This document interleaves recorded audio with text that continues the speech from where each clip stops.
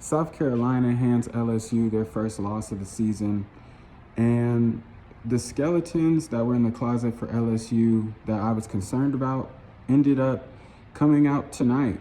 In the first quarter, I was really interested to see two matchups specifically in this game. I was interested to see Michaela Williams versus Malaysia Fulwiley, both sophomore guards who are young and can create on offense like it's nothing. It seems like for South Carolina, Malaysia Fulwiley is that spark plug for them, and Dawn Staley can put her in whenever, and she can just produce and contribute to the game on the offensive side of the ball. And same can be said for Michaela Williams.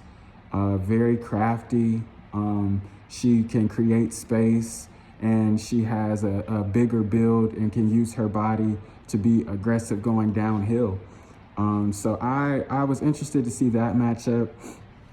And I was also interested to see the matchup between Chloe Kitts, I was interested to see the matchup between Chloe Kitts and Anissa Morrow, because they are both very, very good rebounders, and they're very aggressive. So I was curious to see what the battle of the boards would look like between those two. And they both have an offensive game, but since they have a stacked team, for South Carolina, Bree Hall and Pow Pow, Tessa Johnson comes in and gives and produces, Sanaya Fagan. Same for LSU. You've got Day Wilson and Gilbert, Flage. You know what I'm saying? There's just to name a few people, but you have a team of people who can go out and score.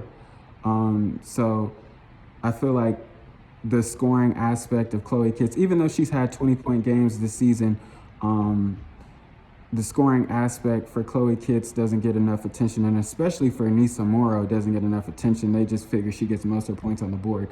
But that's not why I brought it up.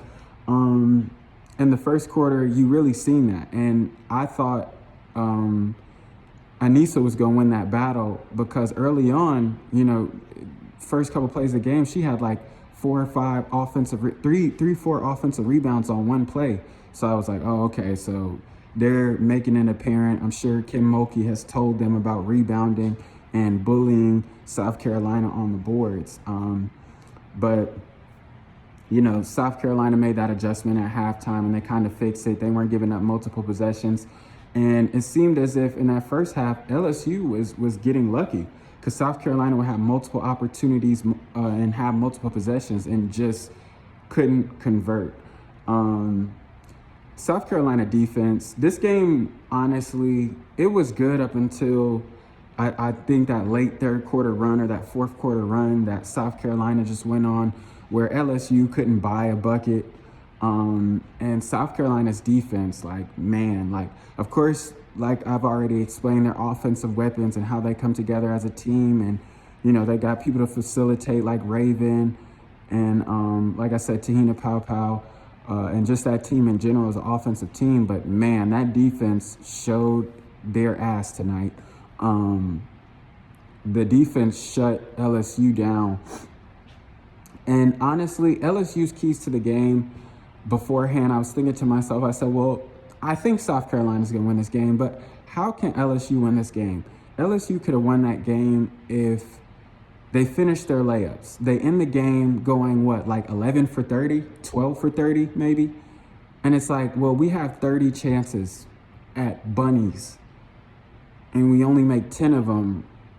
It's going to be hard for me to sleep at night. You know what I'm saying? Like, if I'm an LSU fan, or if I'm even on the team, you know what I'm saying? If I'm on the team or the staff, knowing that we only converted on 10 layups out of the 30 we took, that's going to give me nightmares. So that was first off, just finishing inside. The second is playing through your best scorers. And LSU's best scorers is Flage and Michaela Williams. Those are LSU's best scorers. Anissa can score from time to time, and once she get a rhythm, she's good. But if she starts to miss, you could see the frustration kind of get to her. And, a lot of times I'm not sure if it's just because the wear and tear on her body from having, surgeries and being injured, majority of her basketball career, that it's just sometimes she gets a little bit out of control and just, throws it up at the rim without, really taking her time, keeping her eye on the rim, not worrying about where the defender is. So, it was really just run this through Flau'jae and Michaela, in my opinion, is what would have helped LSU. But not only did South Carolina's defense show forth, it just seemed like it was a lid on the basket. And I felt like they weren't aggressive enough. Like, I feel like Kim Mulkey needs to kind of instill in Michaela the Paige Beckers bag. I said the Paige Beckers bag, I meant badge. Kim Mulkey needs to give her the Paige Beckers talk. What is the Paige Beckers talk? The Paige Beckers talk is, hey, just like UConn, we have weapons. We've got AZ. We have people that can. We have shooters out on the perimeter. We have a true point guard, which I thought would be a concern this year with Nika Mule leaving. But the Paige Beckers conversation is saying, well, we can play team ball, but if we're getting our asses whooped, then we need you to go out there. You know what I'm saying? Like, we need you to go out there. You're not just gonna let us get our asses whooped. Like, I'm cool with playing team ball, cool ball movement, all that good stuff, team chemistry, hoorah. But if we're on the verge of losing the game and we can't buy a bucket, we need you, or we're going to lose the game. And I feel like Kim Mulkey needs to have that conversation with Michaela Williams. Like, you're unguardable. You're unguardable. So there should be no reason why every 3 possessions, we're at least we're at least every 3 possessions, you should be touching the ball. At least every 3 possessions. At minimum, every 3 possessions, you should get a touch. And you should be aggressive, because LSU, and it's just ball security too. Like, not only could they not take care of the ball, they couldn't score layups. And when they did get shots, they weren't good looks, high percentage shots. South Carolina sat down for the full shot clock, and they couldn't do anything. So South Carolina did really good with packing inside. Once they realized that LSU is going to struggle, they're not going to be able to have the game that LSU usually has and hit the shots that they do, they started packing it in the paint, and especially on drives. You would see Anissa drive and they close the paint. Day Wilson would drive and they close the paint. You know what I'm saying? Like, so it would make it even hard to handle the ball or get a good look at a shot, a high percentage look. So, I mean, this game really just came down to South Carolina's defense and Don Staley putting on a masterclass. I mean, the first half it was close. I think South Carolina was only up by like 3 points.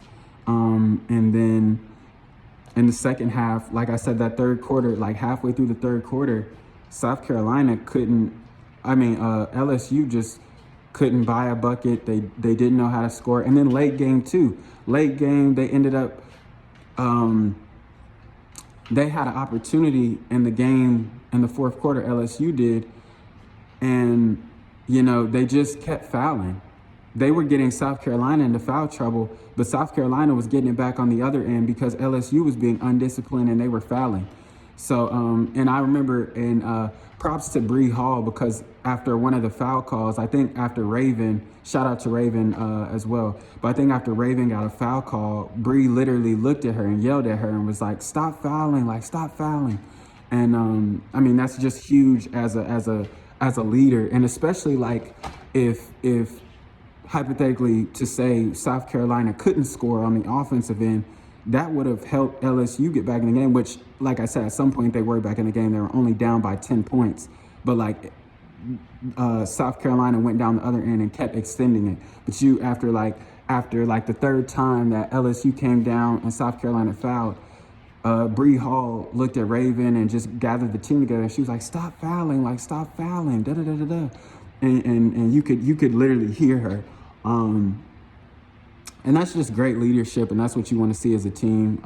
And Raven's a leader on this team too, so she knows she was accountable. She took, you know, she took heed to the words from Bree Hall, and the rest of the team did too. And Bree's an experienced vet, so she's been at South Carolina for a long minute. But anyway, great game.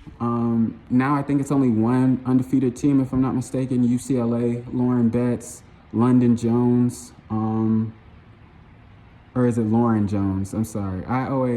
Every time I say the word, I said the word. Every time I say London, I just be thinking of Lauren London. So I know it's either Lauren or London, but I'm just too busy thinking about Lauren London fine self. But I'm so sorry, y'all. This is supposed to be strictly basketball. This is supposed to be strictly basketball, but I always wonder why because I know I'm familiar with the UCLA team and the players that they have in the roster, and I mean, I'm familiar with women's college basketball in general. You know, I watch sports. I'm a geek. That's what I like to do. I like to watch sports, you know. But when it comes to Lauren or London Jones, I'd be so mad or once I look it up afterward. But it's like I'm too busy thinking about Lauren London. God, that woman is beautiful. But yeah, Jaime Jaquez's sister, they have the same game. It's hilarious. But anyway. Yeah, the only team left that's undefeated is UCLA, but, you know, if you're South Carolina, you have to be proud of yourself because, you know, your defense put on a show. This wasn't you guys' best offensive performance. You could have been a little bit better in the first half offensively on the boards, but you can hang your hat on that your defense showed forth tonight. If you're LSU, you have to be disappointed.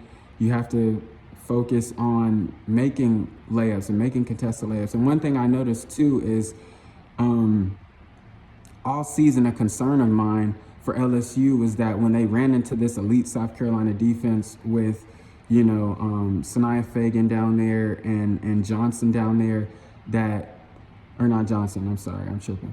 When they ran into the height and the elite, you know, shot blocking of South Carolina, that the guards weren't going to know what to do. And you could see Gilbert has shown up for LSU multiple times all year. And this game, I had suspicion because I'm like, they face bigs and, you know what I'm saying? They face post players, whatnot, but they've never really faced elite rim protectors and elite shot blockers. And that's what, you know, the bigs, that's the identity of the bigs for this South Carolina team. And you could see, you know, Gilbert was struggling. And I think the commentator even said, like, you know, it seems that Gilbert just continues to keep going in there.